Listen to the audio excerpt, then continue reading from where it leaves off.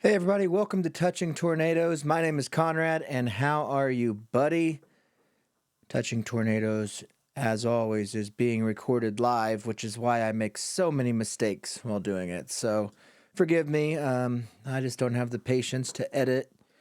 I feel like if I was to make it too perfect, I'd have too much too much of an audience. You know, it would be too much of a hassle to even do it. Too much pressure. So I got to keep it a little bit imperfect by doing it live to tape and not editing. So forgive me if there's mistakes or don't. I don't care. I don't necessarily need your forgiveness in the production value. Um Today on the show, I want to discuss a few things. Last show I talked about kind of my first major manic episode and kind of where it ended, but I didn't really go into, and I probably won't this show, go into like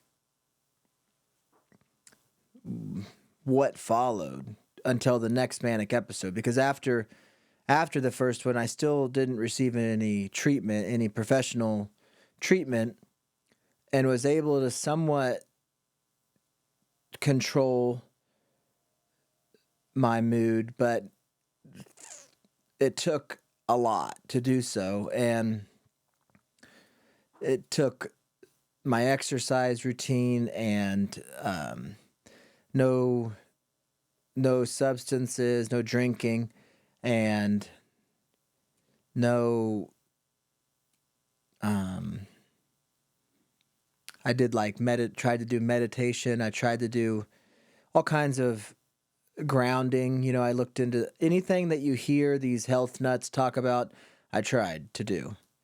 Um and I don't know why somebody hasn't just come up with health nuts as far as just a product to sell. Just put a picture of uh, whoever that is always promoting healthiness, probably Chuck Norris and I'll just say Joe Rogan. Have their faces be on the nuts and just call them health nuts. Be kind of funny. So I'd buy those. But I just did a lot of techniques throughout that next year after my manic episode into my next one. And so the techniques worked to keep me somewhat stable or right there teetering on the edge of stability. Yet it still wasn't enough to prevent me from having another episode almost a year later, same time of year, the spring, which we're coming up on, so I'm a little bit nervous about it. But um, looking back on the year that I had, I wouldn't have done a lot of the things that I did had I been kind of my normal self, I think. So in the moment, and that's the thing about this whole disease. In the moment um of it, like when you're manic, you don't know that you don't know you're manic. You might know like, man, it seems like I feel different. You might notice that, but you don't know, especially before you're diagnosed, you don't know that you're manic. You don't have any idea that you're just this maniac running around. You know, you're just like, man, I guess this is what happens when you exercise every day. You eventually get to a point where you have this endless supply of energy and you can drink vodka at any hour, doesn't matter, and you want to gamble because you now know the secret to gambling. You think like, man, this is crazy. I guess it's a certain age that you get when you finally know all these secrets, or maybe it's just you prayed every day, which you prayed every day and it just come true. Now you have the secrets to the universe, but it's not really the case. You're manic is the thing. What's happening right there? So, uh, anyways, I want to kind of talk about something different this episode. Not different. I'm still on the topic. Basically, I'd like to discuss just how it getting diagnosed, the process of getting diagnosed, and the acceptance of it, not just by the person being diagnosed, but by family and friends. So the weirdest, or one of the weird things that's happened to me and that I feel is like, clearly there's a couple narratives that go on that are out there. One is it's not,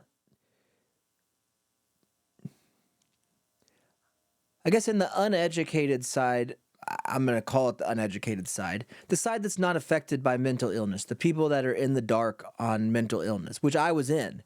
And most people in my family, even though my brother has had it, he's had bipolar since he was 18 or 19, he got diagnosed, but he was epileptic and he had ADD from the time that he was 6. He got diagnosed with that. And so I'd been on medication for all of his life. And so when he had a manic episode where he tried to chase me around and attack me, which is what happened, and he was going crazy on my mom and stuff, he got taken in, and it just got kind of handled. I mean, he got therapy, but it was just putting him on another medication, and it took a while probably, but I don't remember that process because he has always been going through some kind of process. So, and we never paid much attention to it other than, I guess he's getting help, that's just him. Because for me, it's always been him. Since I was 4 years old, he always had some kind of mental thing going on. And so I spent most of my life protecting it, I guess, or trying to. And so I guess my thing is like, when somebody gets diagnosed, when I got diagnosed, I had spent my entire life on a trajectory that seemed like it made sense, where it was work hard, have goals, and start achieving, work to achieving those goals. And so when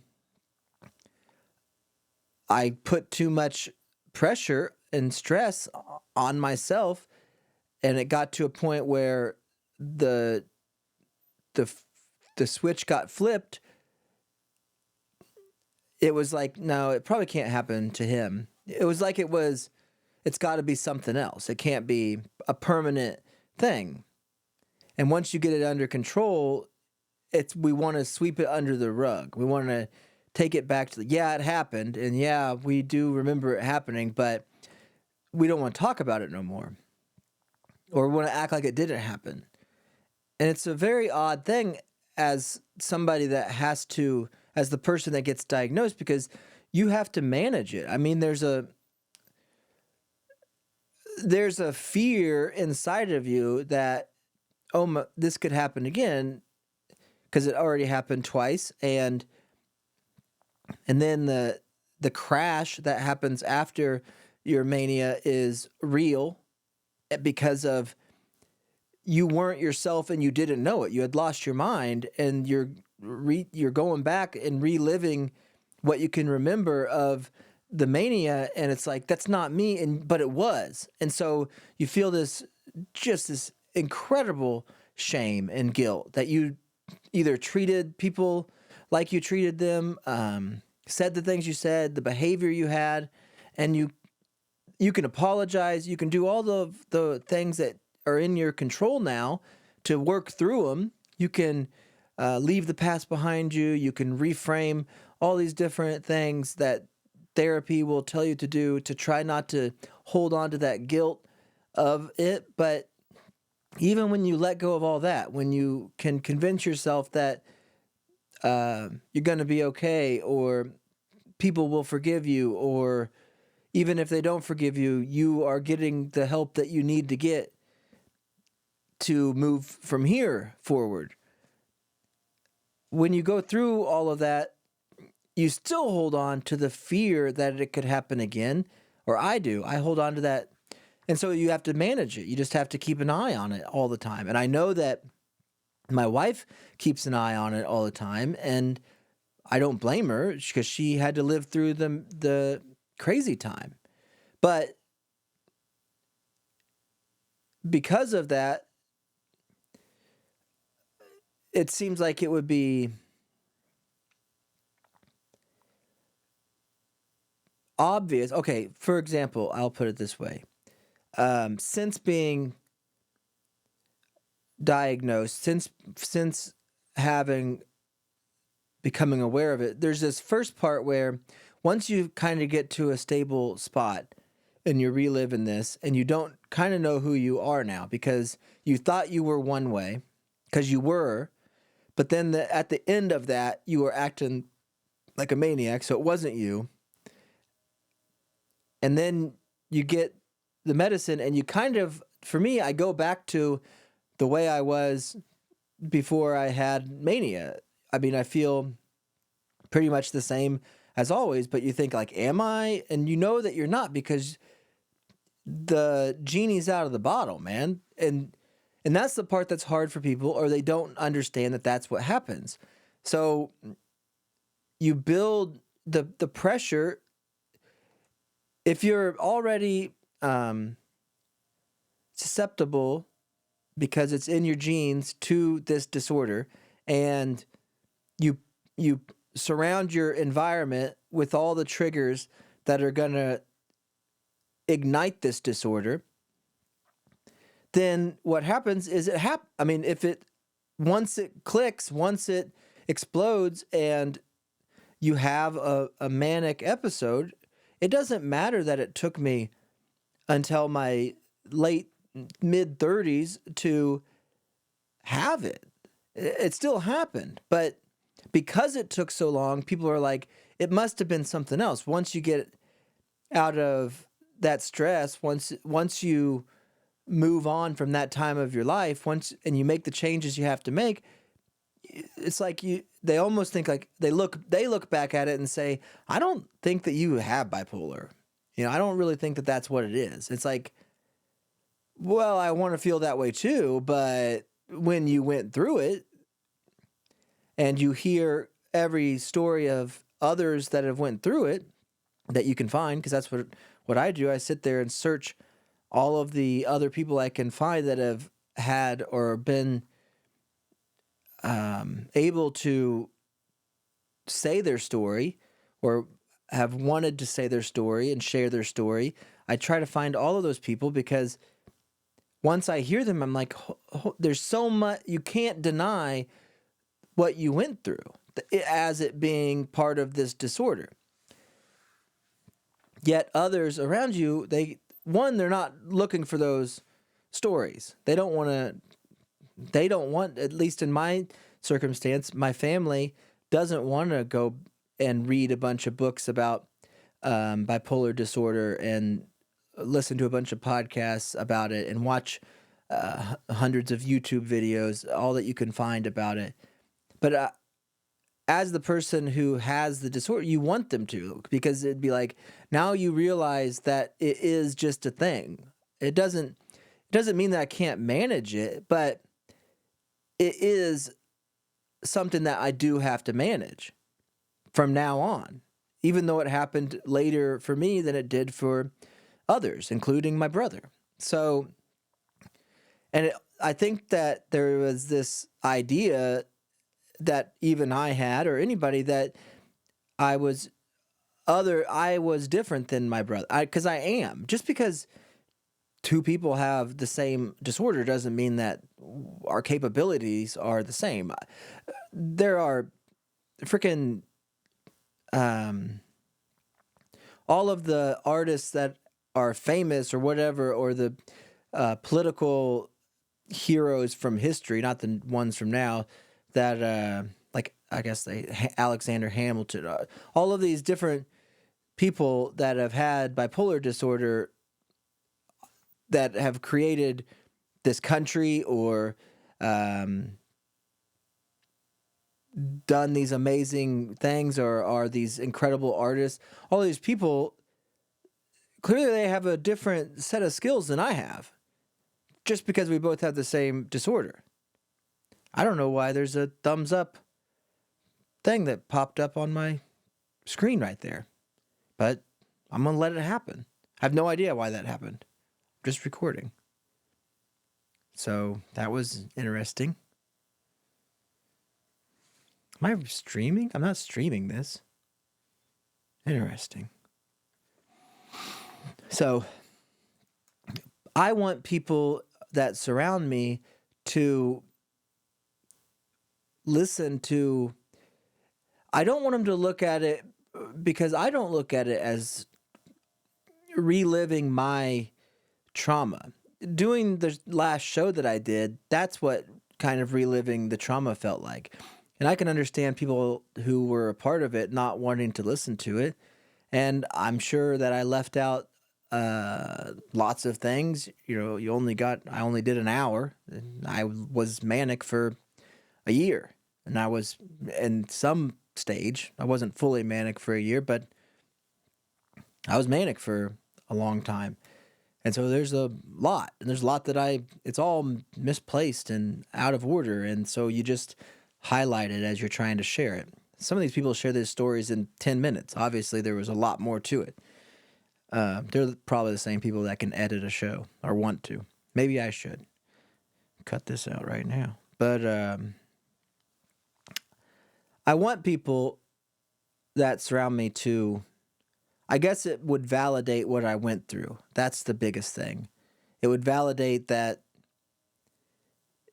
even if I get back to the person I was before my brain broke, before I snapped, before the triggers went off, before the jar filled up and exploded.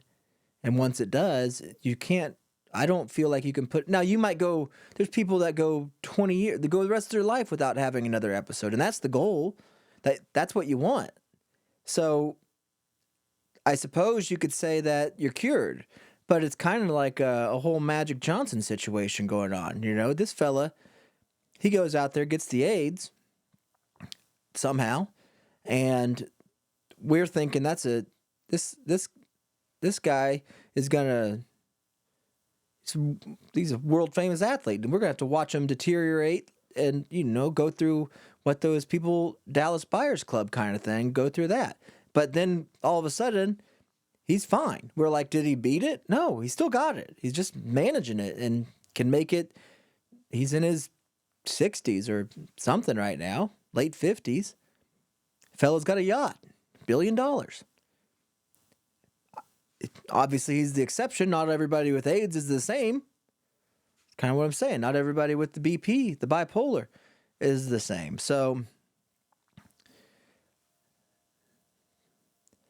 but I want those other people that are surrounded, like, if you have to deal with me, like my family, if you have to deal with me, wouldn't you want to be like, I wonder if, like, how normal this is?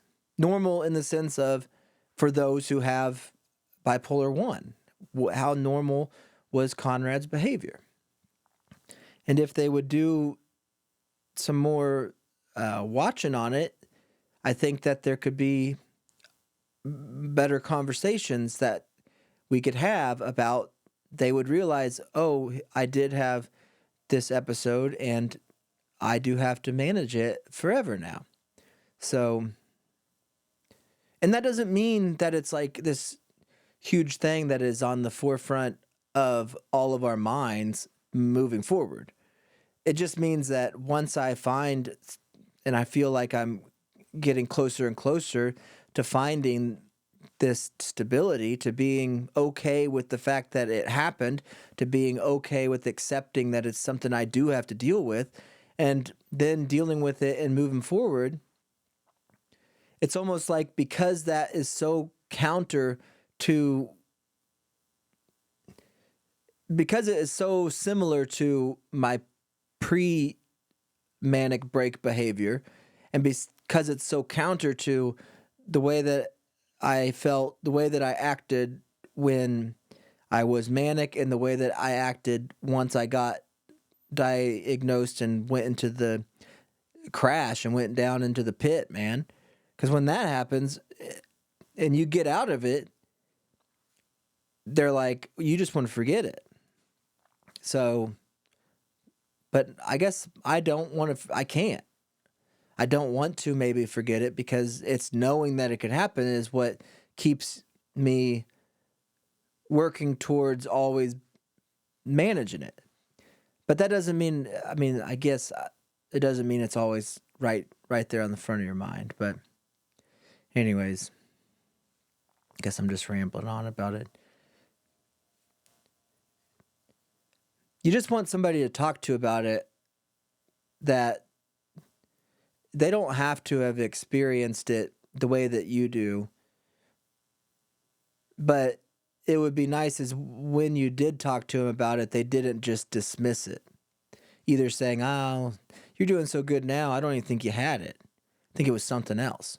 Or, I don't want to talk about it because I don't want to, relive that time because it was awful. It's like, yeah, I know, but if I tell you somebody else's story that has a very similar time that I watched on YouTube, and in my mind, it makes me feel like basically it takes the part out where if we're all acting in the same behavior or very similar behavior, it makes me realize that maybe because you think it's your fault, you blame yourself.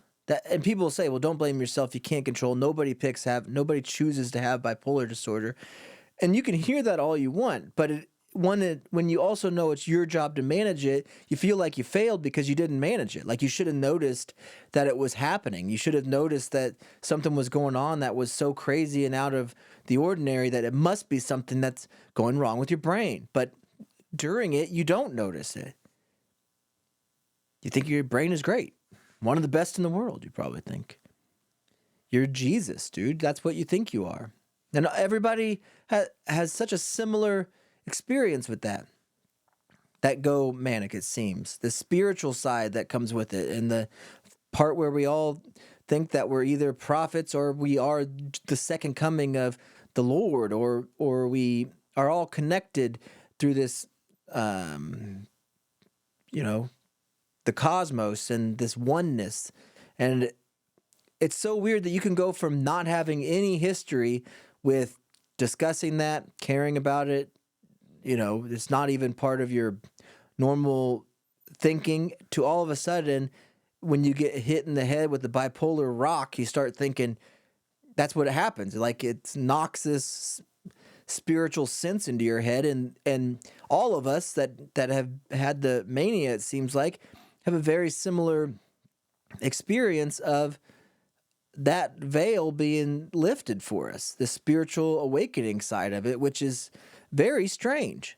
And you want to be like, holy crap, I was crazy is what I think. But when you watch all the other people, you think, holy crap, as far as it goes with bipolar people, I'm not crazy at all. I'm just like they are. We all have a very similar story. And it makes you feel, I guess, a little bit less guilty about it. Which I guess is why I'm sharing this stuff with y'all. Because it helped me, and even if I don't have anybody to talk to about it down here, doesn't mean I don't want to talk about it. So I guess I do it here. I guess that's why you go to therapy, to talk about it. But that's different. That's it's like putting you to work. It's not this. It's trying to rewire your brain a little bit. It's not the same as just sharing your thoughts on everything, on the whole thing. So, and I don't want to talk about it even though my kids went through it to a certain degree, to their own degree, maybe I should say it that way, and are still have to deal with it. I mean, they have to go through the rest of their lives knowing that their dad is bipolar and is different and had this experience. And So you don't want to talk with them about it in a way that I'm reliving it with them, and I don't want to talk. So it's just a little bit different with them. I if I do talk about it, it's different, and I don't want to talk about it with my wife because during it, I mean, especially right after, she's all I had to, and I put the other person was my dad, but he didn't want to, and he still doesn't feel, I don't feel like he wanted to accept it, that it happened. And so even though I was, especially when I crashed and I feel like to find a safe place and I couldn't face the world basically for a little bit, and hiding out at his place for all the time, just feeling like I needed to be around, but he didn't really offer, he didn't understand it. He still probably doesn't. And so it put a fracture in the way that he thought I was before it, then saw that I could break so bad. And then now he's like, it just, he doesn't know how to handle it, it feels like. And I don't blame him. I wouldn't know how to handle it either if it was, if the situation was flipped. I'm not trying to disparage anybody by not doing what I want them to do. I'm just talking about how it makes me feel, I guess. I feel like if they watched those stories, if they knew that, yes, you can become bipolar, you could have no symptoms of it for a very long period of your life, and then it can happen. And if they needed proof other than me, like I should be the proof. If you read what it is to be bipolar, if you were around me when it happened, you'd be like, there's no question, this is what happened. But if you needed more, you'd want to watch, to me, you'd want to watch the others that also have been diagnosed with the same thing. So I will say this, one of the things I do is listen to audiobooks, and people often reference the same one as the definitive book on the disorder, which is a woman named Redfield Jamison. And maybe it's because she has 3 names. It's a good book. She has a book about it, and it is an audiobook, and I'm pretty sure it's even read by her, and that helps.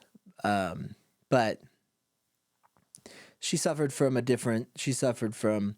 bipolar 2, which is this more depressive. I think your highs, you usually only get into hypomania. You don't go into full-blown mania, which hypomania is bad enough. It can be very destructive.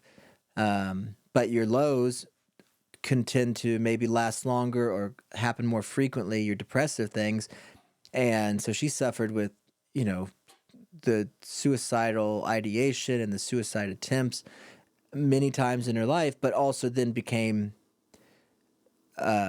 she was on her way to become a psychotherapist, to become somebody who would actually create a center for mood disorders and be into it her entire life. I think she's still working on it. So people reference her book a lot. I think it's called Touching Fire or something like that. Playing with Fire. Is that? I think it's Touching Fire.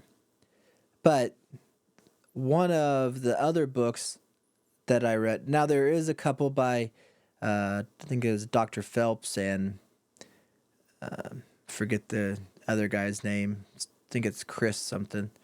But those 2 doctors have written a few books kind of just on the actual, from a total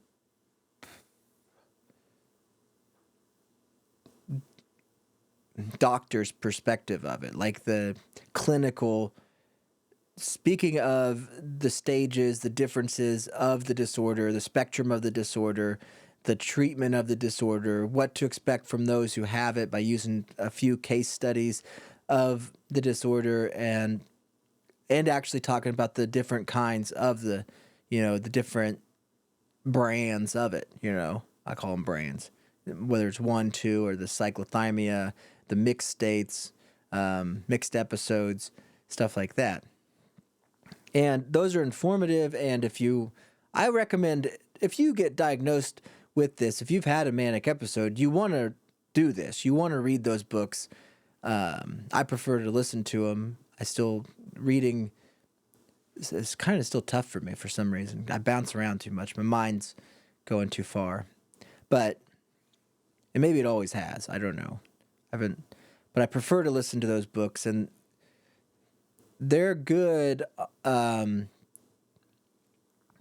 just have good advice on them, on kind of what to expect with looking for different triggers, ways to manage it, things like that. So, and there's one that has, there's one by Julie Fast as the author called The Other Side of Me. That's a really good book where it talks about the way that she went through her, and she was late, I think, to getting the disorder, but it talks about her transition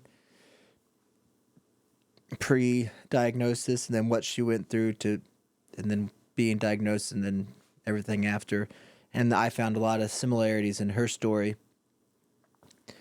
And then a new one that it's pretty new. It came out last year, I think. It's called Episodes, and it is a great book on. It's written by these two friends, who one of which had this just traumatic upbringing and had a lot of childhood trauma. So there's some similarities between her story and my story, and then when and was very successful and was working in her community with helping people who have went through traumas, and was getting her doctorate, or got her doctorate, I forget.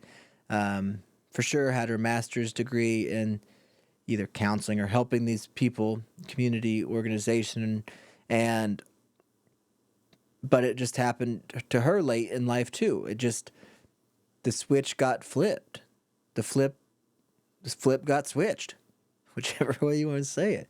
So, and then her ascent into mania, one of the friends, is described by both of them as Kat was one of the women that this happened to, Kat Alexander, and then her friend Maya,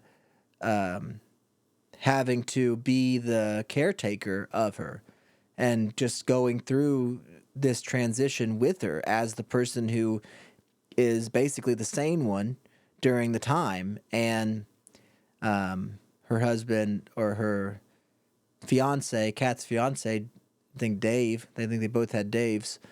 Them having to go through it too, because there's this part that happens where you do, as the person who is going through the manic episode, at least for me and Kat, you're pushing away the people who are closer to you. I definitely did it, and so did she, and so that's why I mean, if it's such a, if you can take yourself out of it, I don't know how to put it. If I could get my wife and my family to read that book, they would realize I couldn't control what was happening to me. And maybe, I guess what I would want is, I guess it's me looking for empathy or something on it. And empathy not based on, I think my family, it sucks that they don't like it now, but just hearing somebody else go through it, and the severity of her story, and the rawness of, which I hate saying that, by the way, but it's true, in which her and her friend tell this story of her, it gives a new sense of empathy. Like, oh my gosh, Conrad went nuts, but apparently when this happens, depending on who it happens to, or the situation surrounding them, or their whole life situation leading up to it, the snap, has a major effect on how it manifests itself. So that's a great book. It's called Episodes. If you are a friend of mine or a family member, I would encourage you reading it or listening to it like I did. I might have the woman that was in that book. I reached out to them. I have been doing that more often, is reaching out to those in the community because I don't have anybody else to talk to about it. So reaching out to those people, and they did get back to me, or one of the women did, and so I'm hoping that maybe I can have one of them on to talk about it. I just don't know how. I mean, I think that eventually that's where this leads to if I continue down this trajectory, this path of talking about bipolar things. I got to get my background set up at some point. I keep changing it. I keep changing the situation here with the camera going on. I just do that just to throw it off, I guess. I'll get this figured out. Maybe it'll stay white. I don't know. Maybe eventually I'll figure out how to put a background behind me so it looks like I'm in a city or something. So,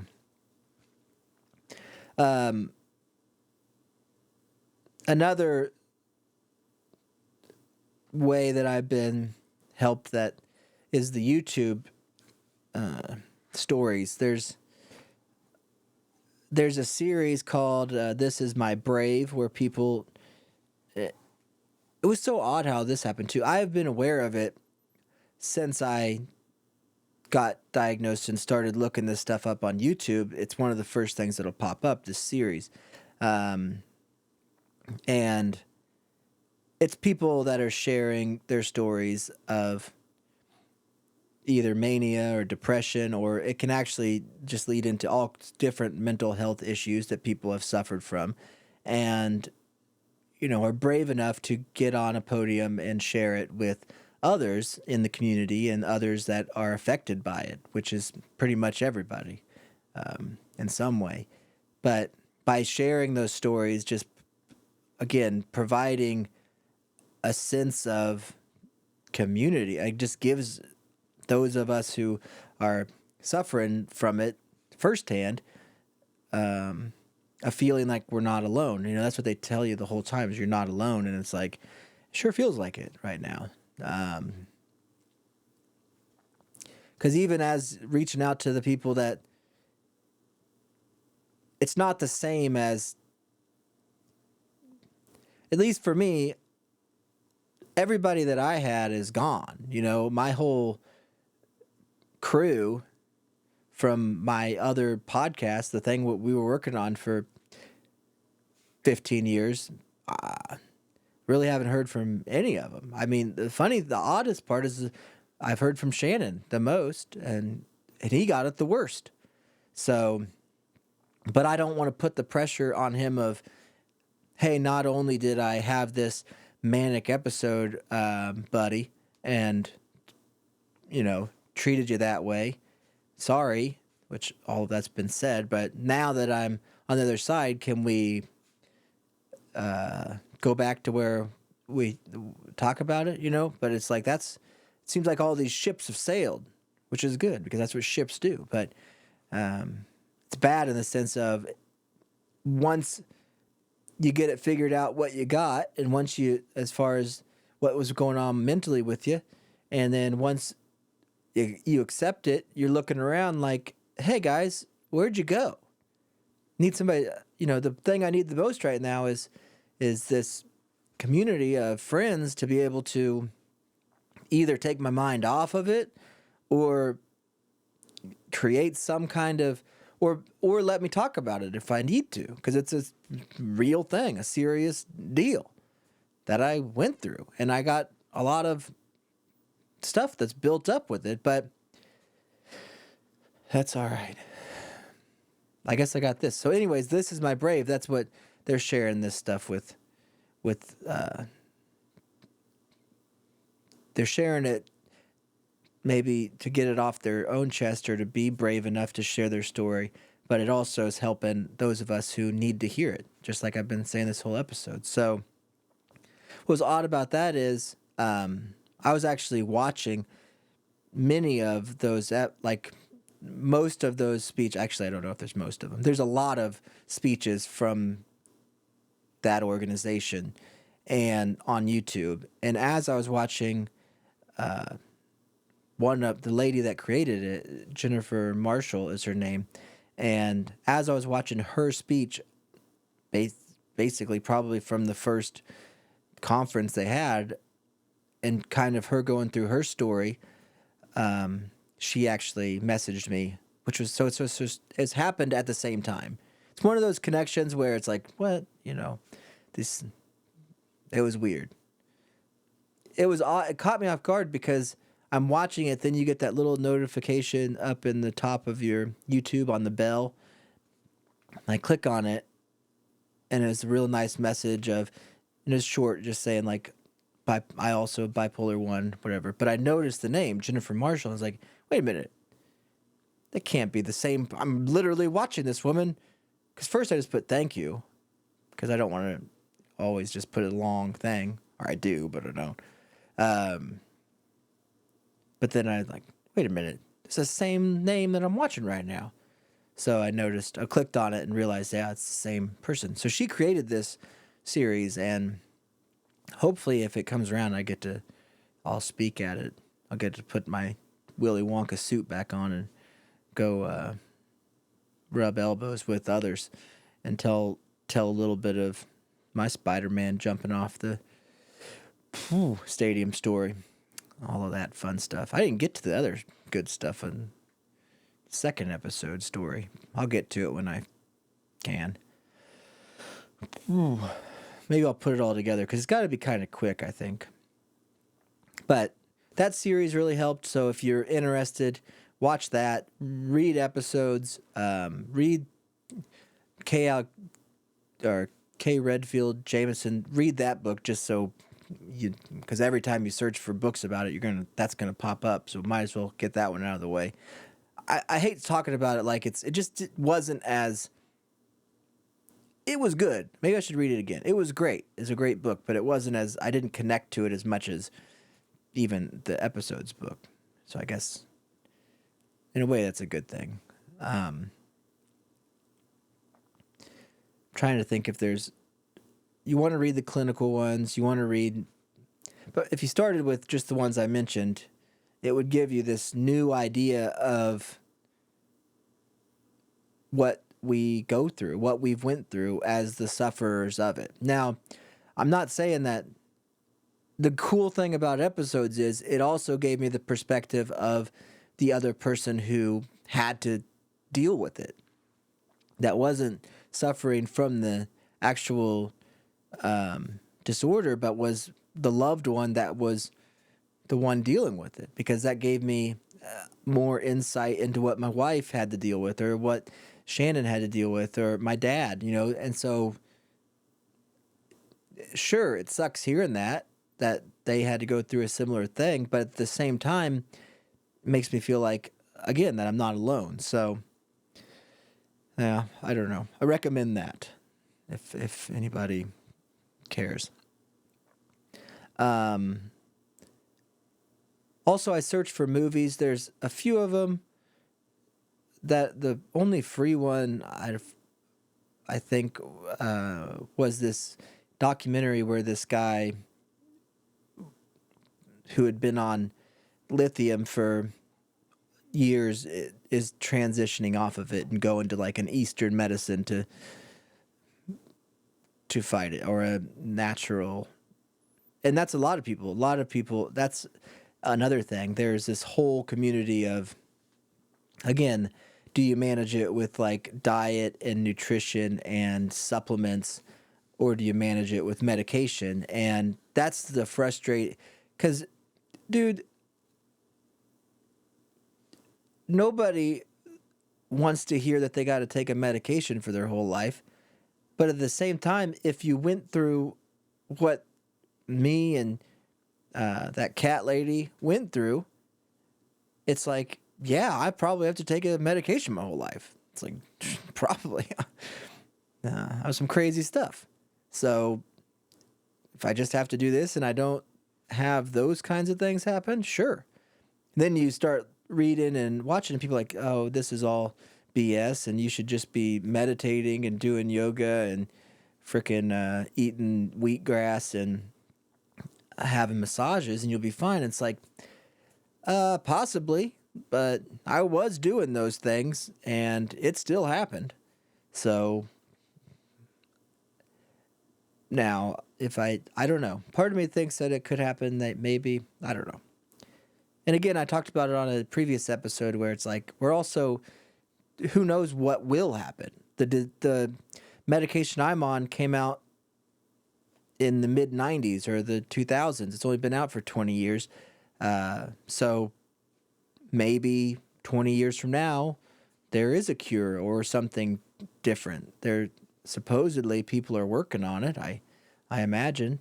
So I'm optimistic.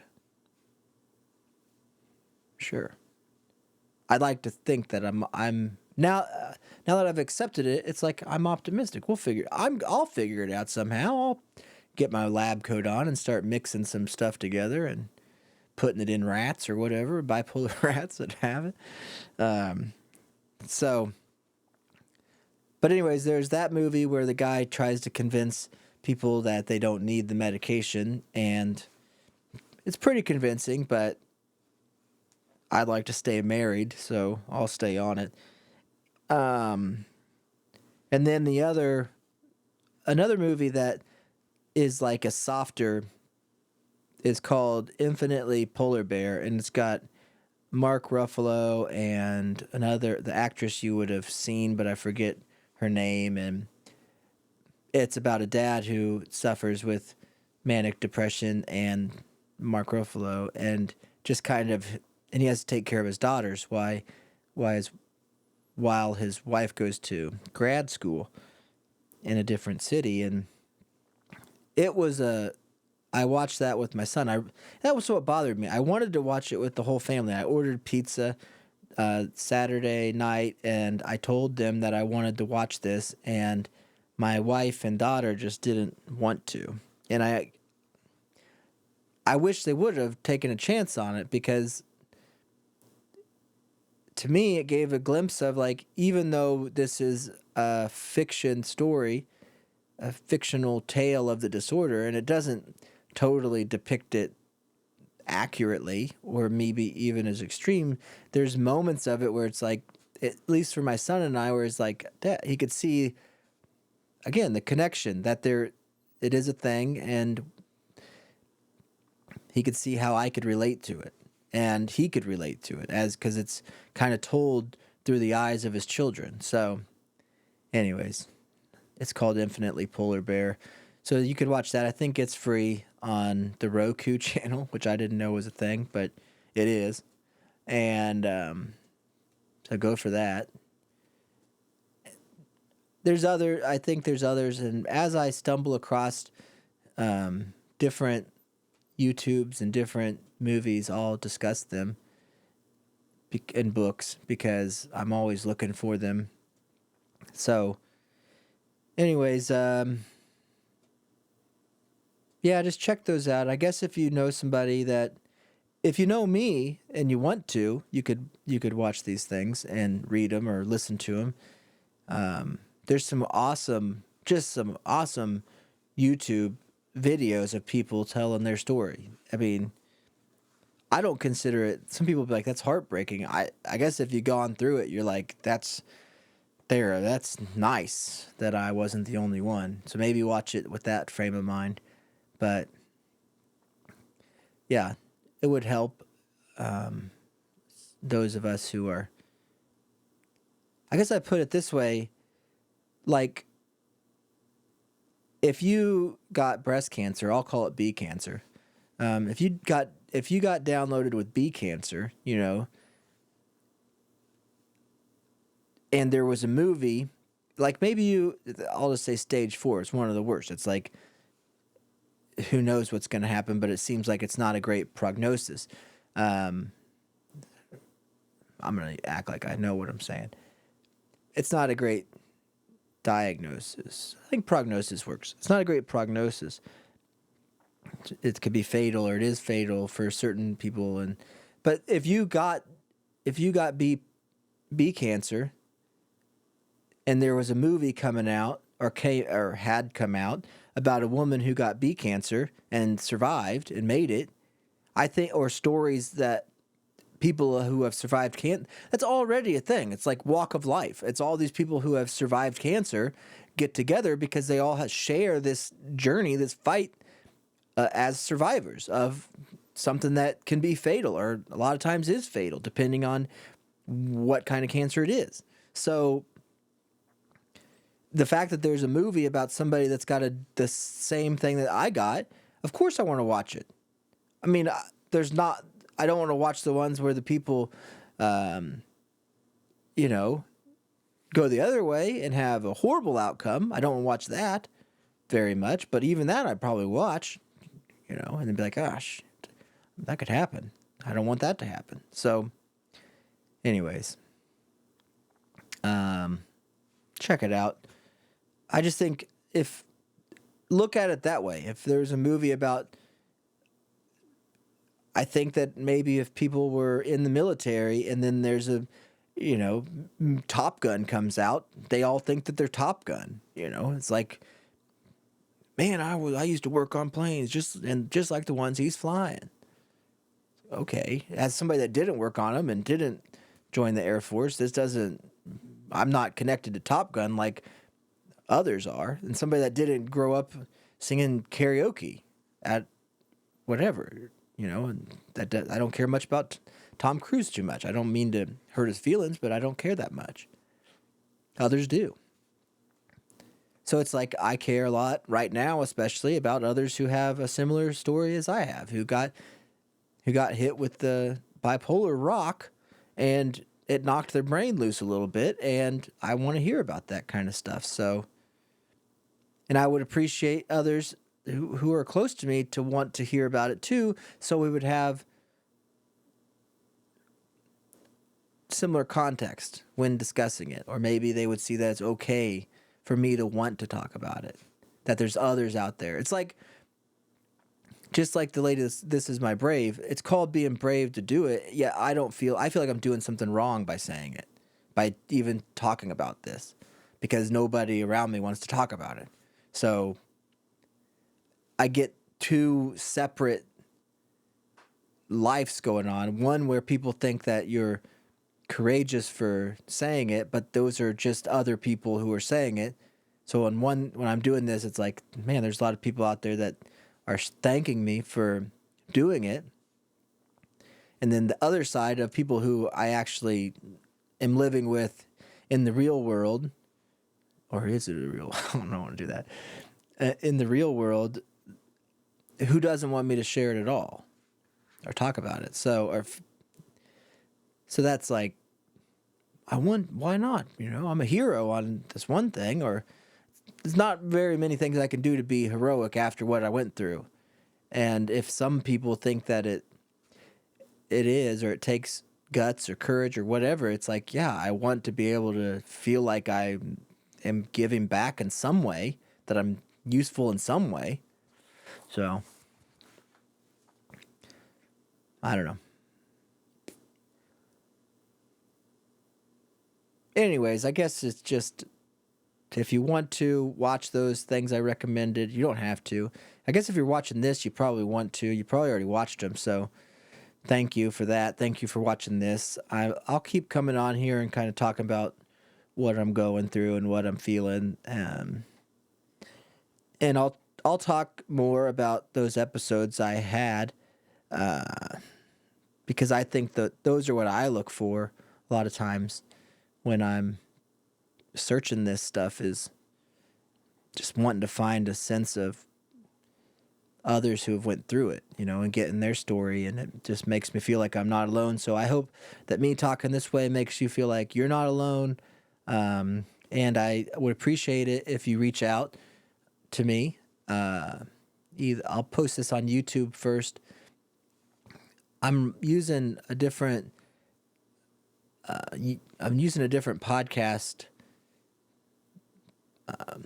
distributor when I do this, and I might switch it to Spotify because it's free and I don't get enough downloads, or I should just do whatever's free. YouTube's free, so I'll put this out there, and I'll probably switch it over to Spotify. So, because right now I'm limited on how